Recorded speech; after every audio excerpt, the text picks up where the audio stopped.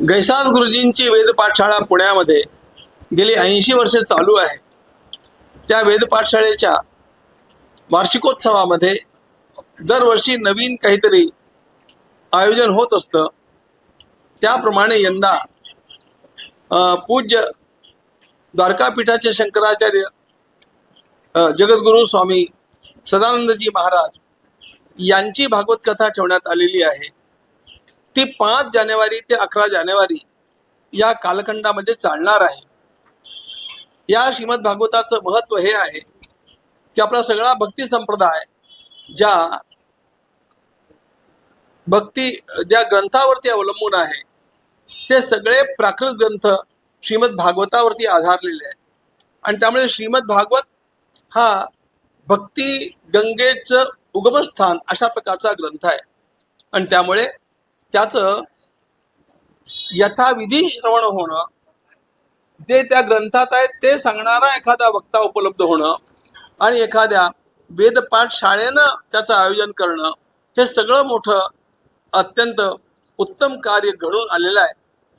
आपण सर्वांनी या संपूर्ण कार्यामध्ये उपस्थित राहून त्याचं श्रवण करावं, लाभ घ्यावा, तन मन धनानं त्याला सहकार्यही करावं, अशा प्रकारची आपणा सर्वांना प्रार्थना आहे.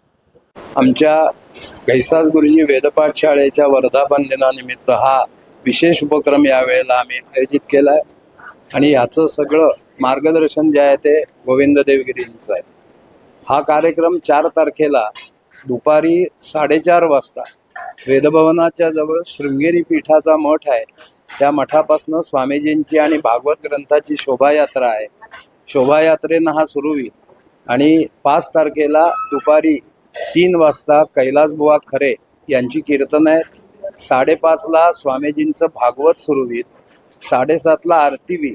आणि त्याच्यानंतर काही विशिष्ट लोकांचे सन्मान केले जातात.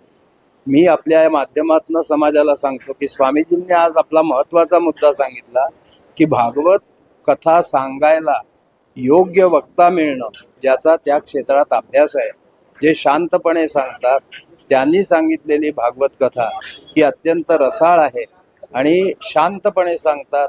आपण जास्तीत जास्त या भागवत कथेचा लाभ घ्यावा. आणि आपल्याला स्वतःलाच, म्हणजे स्वामीजींनी परवा सांगितलं, वेदभवनातल्या या त्रिवेणी संगमात आपण भागवत रूपी त्रिवेणी संगमात स्नान करावं.